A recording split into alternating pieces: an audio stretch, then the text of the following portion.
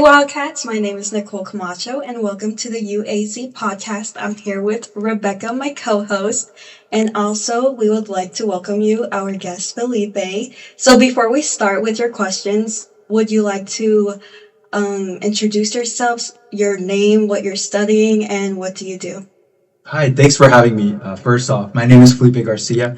I am a junior studying political science and creative intelligence and innovation with a minor in French. I also recently began to serve on the Arizona Board of Regents as a student regent. Thank you so much for coming and joining us and having a conversation. Our first question is you've been involved in lots of leadership roles, which is so amazing. The resume is overflowing, clearly. What inspired you to step into these positions and how did it shape you as a person and a student? When I started here as a freshman, I got involved in a lot of clubs. That's something that I like to do. I had gotten involved in Model United Nations in high school, and I wanted to continue that here. And so the first place that I went was the Model United Nations Club here at the U of A. And there, I met a lot of incredible people, but especially the members of the executive committee. And I really looked up to them. They were upperclassmen, and they had done so many incredible things. I believe the club president at the time was studying law. And, I just thought, wow, this is really cool stuff, and I want to get involved. And I also thought to myself, like, maybe I could do this one day. And so fast forward, a couple years from now, and I'm glad that I was able to take advantage of the opportunities that were presented and that I was able to give back to the community that I love. Yeah, I heard so much things about Model UN. Do you want to explain more about that? Model United Nations is kind of like speech and debate. It's sort of like a sport in a way. There's clubs on all kinds of university campuses, high schools, all around the world. And basically what we do is a simulation of the United Nations. So you get assigned a country and a committee. So it could be things like UNESCO, the United Nations Education, Scientific, and Cultural Organization, or these different organizations.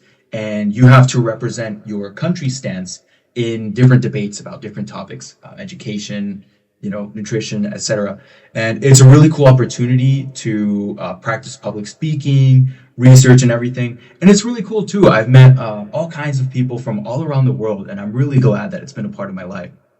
Yeah, thank you for sharing. I'll pass it on to Rebecca. Thank you so much for being with us today. We are really excited to have you on our podcast, like what Nicole said. And recently I learned that you ran as a student board of regents. So how is that like so far? It's been very interesting so far. It's been a lot Yeah. of fun. I first started this journey 6 or 7 months ago. I first applied in December of 2024, and I went through various application processes. I went through several interviews. I was confirmed by the ASUA Senate in addition to the state Senate here. Wow. And I also spoke with the governor as well. And all throughout those different steps, I've gotten to learn so many things about the impact of the universities here in Arizona, and also, what that means to all parts of Arizona as well, which has really opened my eyes into all of the incredible things going on, whether it's research, athletics, Yeah. or different initiatives. It's very exciting to be a wildcat and an Arizonan. So would you say that was because you joined clubs earlier and then it gave you like an opportunity to serve as a board regent? I certainly agree. Clubs have been a big part of my life. I love to get involved, and especially getting to meet new people and give back to the community. Actually, it was through some club involvements. I was on a state commission a couple of years ago in high school, and I met one of the commission directors, one of the staff members there, named Vianney Curiega. Now, Vianney had actually served as a student regent several years ago. Yeah. And ever since then, I kind of had it in the back of my head, like, wow, maybe I could do that someday. And so, I've done my best to get involved and really get to meet other people and learn so I'd be able to be an effective voice for students now. Yeah. And also, I've spoken to so many students around campus, and most of the time they always feel intimidated to take on leadership roles.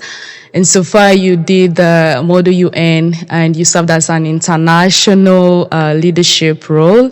So what advice can you give to students who are out there who wants to get involved, but they're like, this is not my thing. So what can you tell them? It's certainly a big space. My two pieces of advice. First is going to be look around. go to the club fairs, get involved, read your school's newsletter or email, anything like that. And then the second, after you kind of found a space where you want to go, ask questions. I remember when I was getting ready to prepare to take on the international liaison role with Arizona Mall United Nations, I asked a lot of questions of my predecessor. I asked, hey, what does a week look like? What does a typical thing look like? What does success look like? And maybe what was something that you didn't like that you would want to see improved in the future? And that way I'd be able to learn about what the job is, but at the same time, hopefully prepare as well. I mean, to give you an example, being an international liaison, like I speak Spanish, but my Spanish was not what it needed to be. I needed professional Spanish, and I was kind of stuck in family Spanish. So it was a completely different deal, but I definitely learned a lot in that. And I think all the things that I've done, whether it just be like presenting in class or all kinds of stuff, have helped me prepare for these kinds of things. Yeah, you brought something very important, the student newsletters. Most of the time we don't want to read those because they're very long and you're like, why should I read all these? But I think that's really very important for us to always check on our newsletters, check on the student emails as well, because it seems like you're so busy out there, but like they really have enough like important information for us, the students. And how was it like with the G-Fords? I know you worked and coordinated something like that. Yes, I was a Giffords Courage Fellow this past semester. Yeah. Actually, Adriana de Calva was also a Courage Fellow. She had inspired me to apply. But it was basically learning about how, policy affects people's lives, which was very, important to learn about, especially nowadays. But I think what I really appreciate out of it too is getting to meet Gabby Giffords, who was actually Congresswoman out of here, out of Tucson. She represented my district many, many years ago. And it was very neat to be able to be, in the same room as her and to be inspired by such dedicated people who were dedicated to their community and really wanted to give back. Yeah, you talked about being bilingual and being a public speaker, which is so important, especially now with everyone. There's a bunch of immigrants here in Arizona, so I think that's so powerful. How has your role as being a multilingual impacted your leadership and advocacy work? I'm really grateful that I'm able to speak both English and Spanish, and I like to say French sometimes, even though I have a minor in French. Yeah. But my parents growing up were very insistent that I keep my Spanish. In fact, Spanish was my first language, and they were very insistent that I speak it at home, in the car, and whatnot. And then, in the years that followed, I'm able to use my Spanish to serve my community. And actually, it really came through. To give you kind of an example, I had collaborated with the Arizona Mexico Commission on a binational youth listening session. And so we brought together a big group of students from all over Arizona and Sonora. And I was moderating that discussion in both English and Spanish. But what was really cool is that, we were discussing these really complex topics about entrepreneurship and education. But what was interesting is that one of the students from Arizona, actually, he got up, he took the microphone, and we had interpreters there, but he said, you know what, I had learned Spanish in middle school and high school. I'm going to try to speak Spanish, and we'll see how it goes.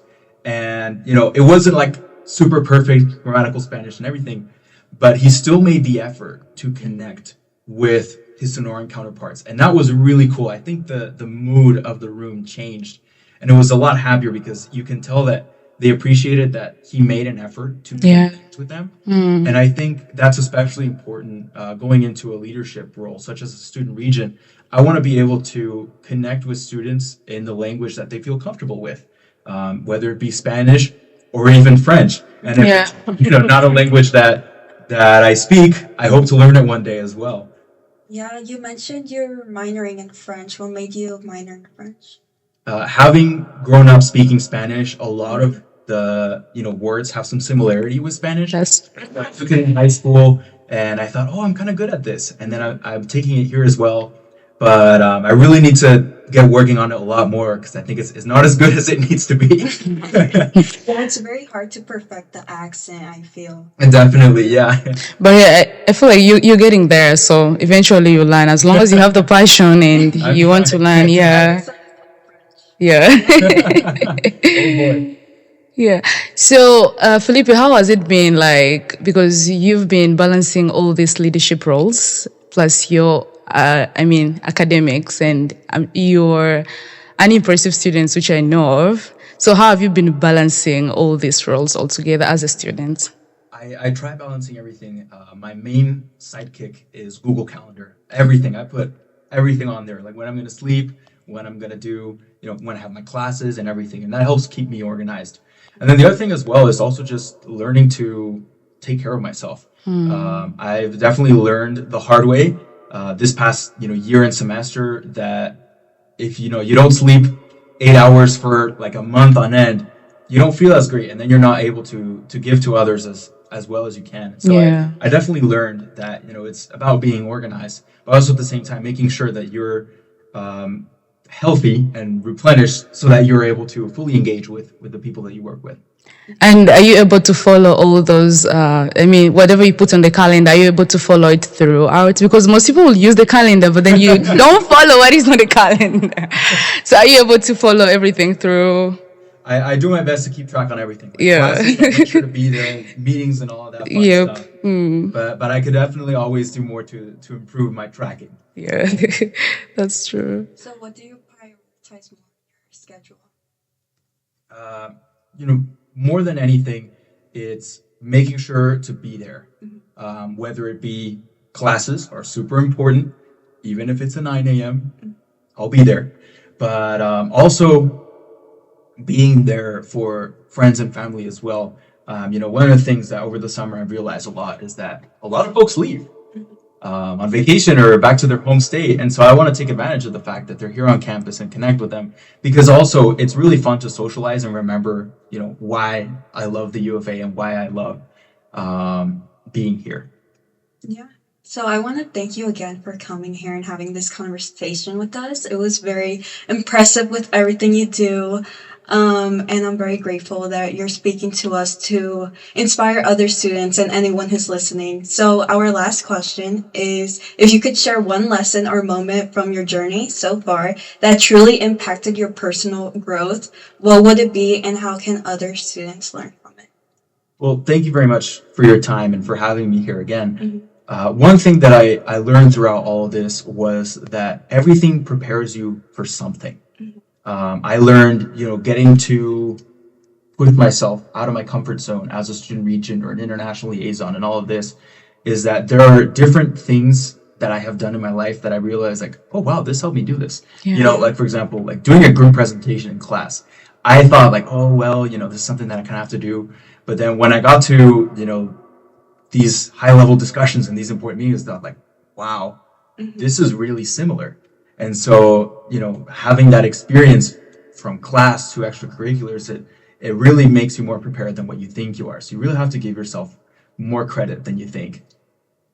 So would you say that students should always give it a try most of the time, even when it comes to even very small class presentations? Because most of the time, we do have group works, but then people would shy away from that, or they don't even give in their all 100% of their time. So that means students should always, try their best and give in their 100%, even if it's a very, very small project in class.